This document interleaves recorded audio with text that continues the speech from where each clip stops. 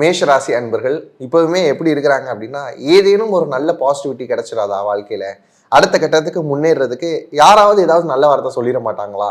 அப்படிங்கிற ஏக்கம் வந்து மேஷ ராசிக்கு ரொம்ப அதிகமா இருக்கு. அது மட்டும் இல்லாம இந்த 7:30 அப்படின்னு சொல்லக்கூடிய 7:30 சனியினுடைய முதல் பாகத்தில் இருக்கிறவங்கலாம் வந்து பார்த்தீங்கன்னா, ரொம்பவுமே கடுமையான சில விஷயங்கள ஃபேஸ் பண்ணிக்கிட்டு இருக்கிறாங்க. இப்ப அவங்களுக்கு ஏதேனும் ஒரு ஆறுதல் சொல்லலாமா அப்படின்னு கேட்டா, கண்டிப்பா இந்த குரு பயிற்சி அவங்களுக்கு மிகப்பெரிய ஆறுதலை குடுக்கும் அப்படிங்கிற ஒரு ஆஸ்பெக்ட்ல நம்ம சொல்லலாம். ஏன்னா இது நாள் வரைக்கும் மேஷத்துல இருந்து 3ஆம் இடமான மிதுனத்துல தான் குரு பயணிச்சிட்டு இருந்தாரு.